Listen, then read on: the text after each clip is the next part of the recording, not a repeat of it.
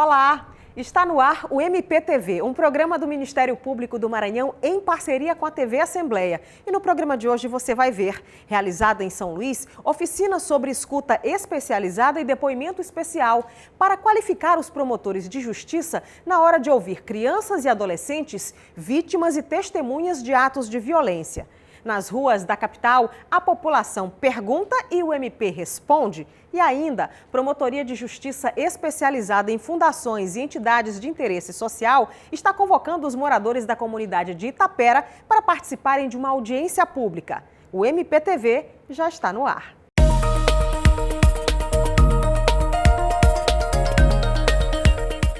Foi realizada em São Luís, na Escola Superior do Ministério Público, a oficina sobre escuta especializada e depoimento especial, ministrada pelos professores Benedito Rodrigues dos Santos e Márcia Maria Borba Lins da Silva. Sobre este assunto, eu converso agora com o professor Benedito Rodrigues dos Santos. Olá, professor. Essa lei pode ser considerada realmente um marco na escuta especializada de crianças e adolescentes vítimas de violência? Um marco. A Lei 13.431 de 2017 é um marco que, vamos dizer, traz uma nova perspectiva, uma nova cultura, uma nova maneira de olhar para a escuta da criança. A escuta da criança é fundamental. Muita gente investiga, mas pouca gente sabe escutar uma criança. Antes da lei, não havia um procedimento especial de escuta e coleta de depoimentos das vítimas, o que causava a chamada revitimização. Como é que era antes e como vai funcionar agora? Olha, nós estamos esforçando para mudar essa realidade, mas uma criança hoje, vítima de violência sexual, por exemplo, ela narra o que aconteceu com ela revela na escola, fala com a comunidade, fala com o conselho tutelar, fala na unidade de saúde, depois fala no Tribunal de Justiça. A gente estima que uma criança hoje fale sobre o que aconteceu com ela 8, 9 vezes. Cada vez que ela fala, ela tem que reviver aquilo que aconteceu. Isso chama revitimização, não é? Então, o que nós estamos querendo, e a lei busca organizar é um pouco parar com isso. A criança tem que ser escutada sobre o que aconteceu somente uma vez. E aí a gente busca a tecnologia, e isso que é chamado depoimento especial. O depoimento especial tem 3 partes importantes. A primeira que ele seja realizado por profissionais capacitados. Porque os juízes a polícia, ela é treinada para fazer pergunta para adulto. Então, não é todo mundo que sabe fazer pergunta para criança. Então, é preciso ser feito por profissionais que sejam treinados para fazer pergunta para a criança. Segundo, que isso tem que acontecer num ambiente agradável para a criança, porque isso facilita que ela desenvolva confiança e fale o que aconteceu com ela. E terceiro, que esse material seja gravado. Então, em vez da criança ficar repetindo, é um CD, é uma gravação que segue no processo. O que é que difere o depoimento especial da escuta especializada? Não é a mesma coisa? Não é a mesma coisa. Não é? Porque hoje em dia, todo mundo, você chega na unidade de saúde, a pessoa, e aí, o que aconteceu com você? Mas o que é isso? Que absurdo e tudo. Então, muitas vezes, todo mundo estava perguntando sobre o fato ocorrido. Hoje se distinguiu o que é a escuta especializada pela rede de serviço e o que é o depoimento especial. A escuta especializada não entra no fato ocorrido com a criança. Por exemplo, se a criança chega, você é uma professora, nós somos professora, a criança chega, fala comigo, eu acolho a criança, eu escuto a criança sem interrompê-la e eu anoto tudo aquilo e encaminho para o Conselho Tutelar, para a Delegacia e para o Ministério Público. Então eu não faço questionamento sobre o que aconteceu com ela. Eu a escuto, acolho e encaminho para as autoridades. E são as autoridades que vão investigar aquele fato. Então eu não devo questionar a criança sobre o que aconteceu. Eu devo escutá-la, acolher e seguir com a notificação para as autoridades. A lei diz que o relato deve ser feito em um local apropriado e acolhedor. O que isso significa na prática? Olha, significa o seguinte, é importante que tenha elementos acolhedores para a criança e adolescente, que pode ser uma cor diferente, pode ser uma cor mais quente e tudo. Agora, um alerta é que esse local não deve parecer um playground, porque ali a gente está para conversar sobre o que está acontecendo com ela, então ela não deve ter distrações. Então é um ambiente acolhedor com elementos infantis e adolescentes, não é? Mas não deve ser, que pode ser trabalhado com cor, com tapete, com um objeto de uma massinha de modelar, mas não deve ser um local com muitos brinquedos para a criança se distrair. A vítima ou testemunha ainda precisa ter contato com o acusado ou com a pessoa que represente a ameaça? Não, isso é uma das orientações das Nações Unidas, que não aconteça esse encontro do suposto autor com a criança. Isso é muito importante, porque uma criança, o autor intimida a criança com um franzir de senho, com uma olhada ele intimida a criança trava e não quer falar mais sobre o tema. Então é importante que não haja esse encontro e que os tribunais, os órgãos de justiça e de segurança construam ambientes distintos para que a criança não encontre com o suposto agressor. O senhor está em São Luís realizando essa oficina para os promotores de justiça. Que tipo de informação eles estão tendo acesso durante esse curso? Nós trabalhamos o chamado Protocolo Brasileiro de Entrevista Forense com Crianças e Adolescentes Vítimas de Violência. É um protocolo que orienta os profissionais sobre o tipo de pergunta que deve ser feita, né? Quais são as perguntas que você colhe mais informação da criança, que as crianças se sintam mais confortáveis, e o que você não deve fazer, sobretudo quando perguntar a uma criança. Por exemplo, não dá para perguntar uma criança de 3 anos, olha, 4 anos, quando é que foi que isso aconteceu? Que dia foi? Você tem que relacionar com o fato que a criança sabe. Ou você estava na escola, onde que aconteceu isso? Então você tem que saber perguntar para a criança e não adianta fazer determinadas perguntas. E sobretudo o seguinte, o nosso sistema de justiça, muito preocupado com identificar o tipo do crime, eles querem fazer perguntas muito diretas e muito duras para a criança. Então o profissional fala com a criança, mas de acordo com a linguagem dela. Inclusive o profissional utiliza as mesmas expressões que a criança utiliza, para então nivelar a conversa. E com isso o seguinte, isso tem sido muito eficiente, porque esse protocolo realmente facilita a revelação da criança. Professor Benedito Rodrigues dos Santos, muito obrigada pelos esclarecimentos aqui no MPTV. E aqui nós estamos acompanhando esse movimento aqui no estado do Maranhão. O Ministério Público tem feito um grande esforço aqui no processo de implementação dessa lei. Desejamos sucesso, estamos aqui para apoiar. No próximo bloco, Promotoria de Justiça especializada em fundações e entidades de interesse social está convocando moradores da comunidade de Itapera para participarem de uma audiência pública. É um instante só.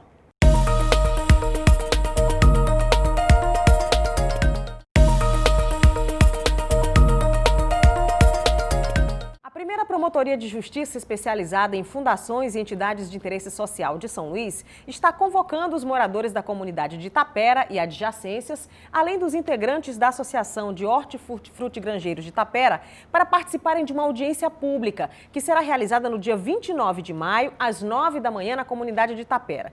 O objetivo é tratar sobre assuntos relativos ao regular funcionamento da entidade. Para explicar melhor sobre essa audiência e outros assuntos, convidamos a titular da Promotoria de Justiça especializada em fundações e entidades de interesse social de São Luís, Doraci Moreira Reis Santos. Olá, promotora. Olá.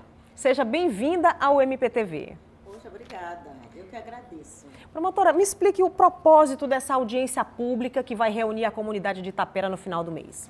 Bom, junto com a Promotoria de Conflitos Agrários, com o Dr. Haroldo, foi formulado um termo de ajustamento de conduta visando a regularização fundiária daquela comunidade.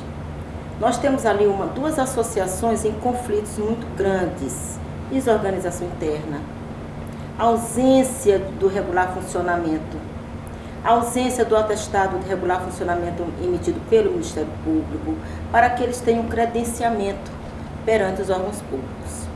Esse termo de ajustamento de conduta foi feito com a Associação de Hortifrutigranjeiros do Itapera. Pois bem, houve uma eleição, o atual presidente ganhou por 1 voto.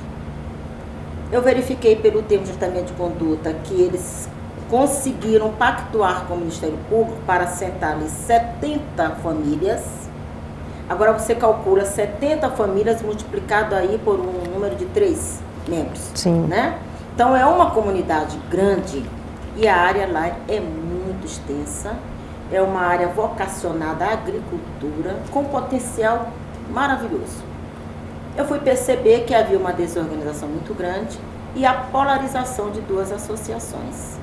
Então eu chamei todos para uma reunião lá na promotoria.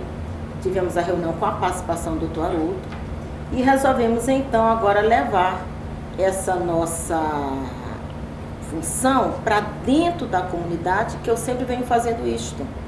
Eu não fico na minha promotoria, eu vou para a grande ilha, eu vou para a zona rural, de sorte que eu já queria ir na comunidade com a formulação do TAC feito por Dr. Haroldo, dos conflitos agrários. Nós então estaremos lá para ouvir a comunidade, ouvir estes assentados e fazer com que o TAC seja efetivamente cumprido, que é uma das funções sociais, né? A moradia, e uma moradia digna, que cada um tenha seu título de propriedade, que cada um possa dizer, eu não sou você, eu não sou detentor desta área, eu sou proprietário. A Promotoria de Fundações já vem realizando um trabalho há um certo tempo com essas entidades, com essas fundações e associações. Não é simplesmente ter uma boa ideia e colocar em prática. É preciso seguir as regras, é preciso autorização. Na prática, promotora, o que é esse regular? O que significa esse termo? Regular funcionamento dessa entidade. O que tem que ter para que ela possa funcionar efetivamente dentro da lei?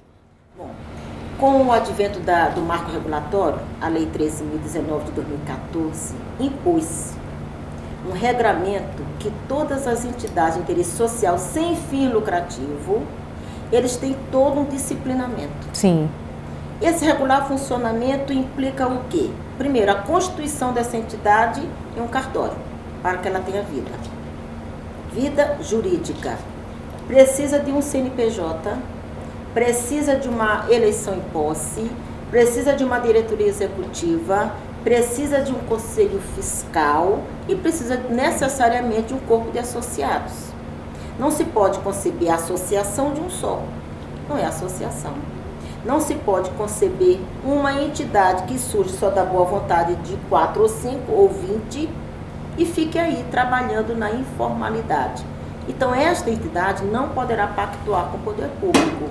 Para que ela tenha uma pactuação, faz-se necessário que ela esteja com seu regular funcionamento, a partir dos seus registros em cartório, a partir da criação do seu CNPJ e tenha necessariamente os documentos mínimos. Exemplo, uma diretoria, a diretoria executiva, para que ela possa realmente representar civilmente aquele seu corpo de associado. Ele precisa dizer, olha, eu estou bem perante os órgãos públicos. Eu não tenho nenhuma situação de dívida ativa inscrita, eu tenho todas as minhas certidões, eu tenho um regular funcionamento a partir da minha questão tributária, como é que está a minha situação perante a Receita Federal, meu imposto de renda, enfim, um mínimo de organização dos termos legais para que ele possa caminhar bem, para que ele possa se representar, para que ele possa fazer um termo de fomento, um termo de colaboração, um termo de cooperação. E isso exige exatamente que essa entidade possa estar bem representada. E isso é regular funcionamento. Ou seja, a atuação dessa promotoria de fundações e entidades ela é muito ampla, né? O poder público, o governo, ele veio possibilitar a sociedade civil organizada participar da administração pública. Aí algumas pessoas perguntam, afastou-se a lei das licitações? Não necessariamente. Mas, exemplo, estive ontem na Câmara Municipal exatamente explicando aquela situação para várias entidades que ali estavam. E pude ver os rostos que ali estavam de muitos representantes que não conseguiram atestado de regulamento, de existência de regular funcionamento. Sim. Por quê?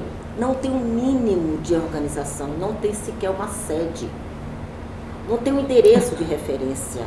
Como é que eu me proponho a representar 4, 5, 20 pessoas, 30, 100, 258, 300, como aconteceu agora na Associação do Bairro São Bernardo, houve uma eleição no domingo, eram mais de 300 pessoas votando. Então, eu tive que chamar essas entidades e, vamos nos organizar. Então, nós prolongamos um pouco o mandato, ali aí ficou uma junta governativa provisória, e eles então se organizarem. Porque o que acontece? Boa vontade não é o suficiente. É preciso que a gente capacite essas entidades, elas compreendam que elas precisam ter uma formação continuada. E essa formação continuada vai a partir de quê? Sabe de uma situação que a gente vê aí com muita frequência? Mistura-se diretoria executiva e conselho fiscal. Aí não se sabe quem é presidente, não se sabe quem é tesoureiro, não se sabe quem é secretário. Se você perguntar quem é o nome do seu secretário, ele não sabe. Porque foi feito unicamente a chapa para ter uma diretoria executiva na formalidade, mas, no entanto, sem existência de fato.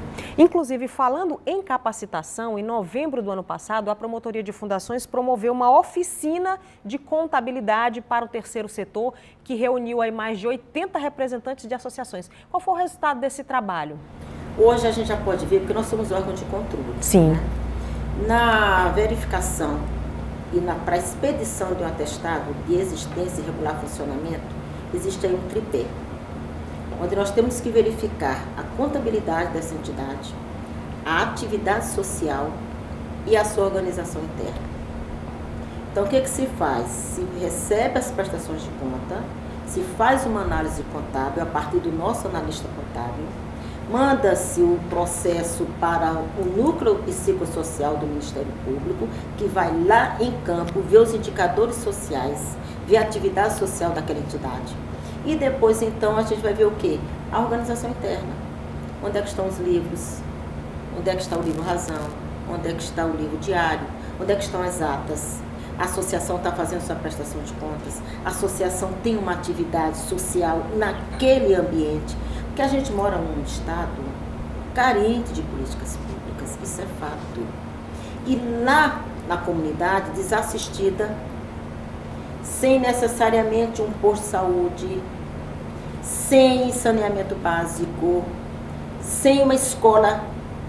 E se não fosse as escolas comunitárias, certamente teríamos um índice muito maior de crianças analfabetas. Então, nós trouxemos essas entidades, começamos com várias nucleações, inclusive a primeira nucleação que eu fiz foi naquele eixo aqui do centro, na Escola Superior do Ministério Público. Sim. Depois eu fui para aquela área Itaquibacanga, até Ponta da Espera, foi na Universidade Federal do Maranhão. Nós tivemos naquela oportunidade mais de 100 entidades ali trabalhando, mostrando. Então é muito comum, né, essa falta de informação, principalmente nessa parte de contabilidade, né? Muito, porque o que ocorre? As entidades se formam, pactuam com o poder público, mas não se sentem na obrigação de prestar contas. Sim. É o dinheiro público, é transferência de recurso público, ainda que o centavo não é meu, é público. Então eu tenho o dever de prestar contas. Para que esta entidade tenha um atestado do Ministério Público, é necessário que a sua prestação de contas esteja corretamente aprovada, sem razão. Ou seja, é importante frisar também que o papel do Ministério Público não é só punir, o Ministério Público está indo a campo para orientar realmente essa população, né? Em sua essencialidade, nós temos aí o dever de velamento.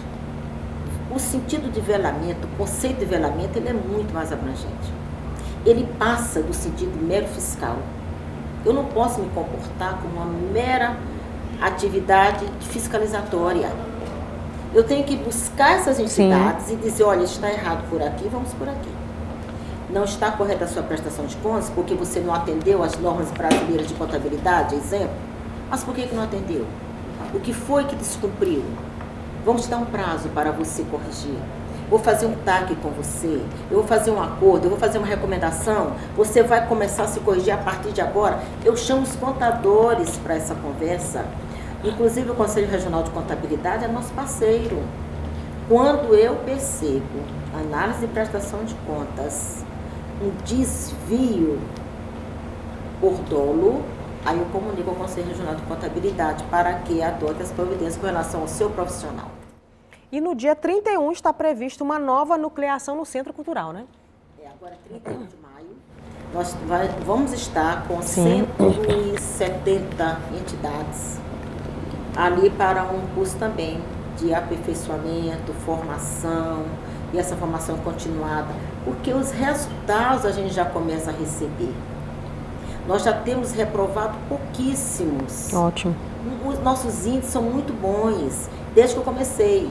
Eu comecei em 2017, nós vamos agora para 2019. 2 anos, né, nessa Sim. promotoria. De sorte que eu já verifico uma melhor gestão do dinheiro público, da atividade social, do comportamento da associação lá na sua comunidade. Por isso é que agora esse momento maior, para que a gente possa trazer o eixo aqui, Alemanha, Bairro de Fátima, João Paulo, Coelho de Sacavém e algumas outras entidades que estão precisando de um reforço nessa sua orientação contábil. Então nós estamos contando com esse público no sentido sempre de aperfeiçoar para que a gente tenha índices sociais melhores, para que a gente possa dizer aquela entidade de interesse social sem fim lucrativo está cumprindo com seu papel social, que é isso que a lei do marco regulatório vem trazer, essa possibilidade de dar o retorno para a sociedade. E por falar nesse encontro, nós vamos ter no dia 31 crianças que vêm apresentar uma atividade lúdica que são trabalhadas no projeto social da Fundação Susandrade. É um trabalho belíssimo que eles estão resgatando ali no entorno onde eles estão, que é na Rua de Santaninha. Eu estive lá verificando os projetos, que eu fui lá saber como eram esses projetos, como a coisa estava se desencadeando. E lá nós vamos ter nesse dia, que aí é o resultado já de nossas ações. Eu preciso de ações e resultado. Promotora de Justiça Doraci Moreira Reis Santos, da Promotoria de Justiça Especializada em Fundações e Entidades de Interesse Social de São Luís. Obrigada pelos esclarecimentos e parabéns pelo trabalho. Muito obrigada. Eu compreendo que a hora que a gente conversa, o macro nos ouve melhor. E eu espero ter contribuído de alguma forma. Agradeço de logo, foi um momento prazeroso. Muito obrigada. Ok. Prédios construídos em áreas de mangue precisam de autorização? Toda e qualquer construção ou edificação é necessário ter alvará da prefeitura, autorização ambiental em vários casos. Mas não existe construção que possa ser feita sem autorização do poder público, genericamente. No caso das áreas próximas a mangues, a margens de rios, elas têm mais restrições. Então, qualquer construção nessas áreas que são mais sensíveis, só em casos excepcionais, definidos no Código Florestal, e aí dependerão de autorizações do poder público e seus ambientais. E são excepcionais. Você assistiu ao MPTV e pode ficar à vontade para participar do nosso programa com críticas e sugestões. O nosso WhatsApp é 991 14 6529. Fique ligado, todas as segundas-feiras às 7h30 da noite, com reapresentação aos domingos 1 da tarde. Até o próximo programa.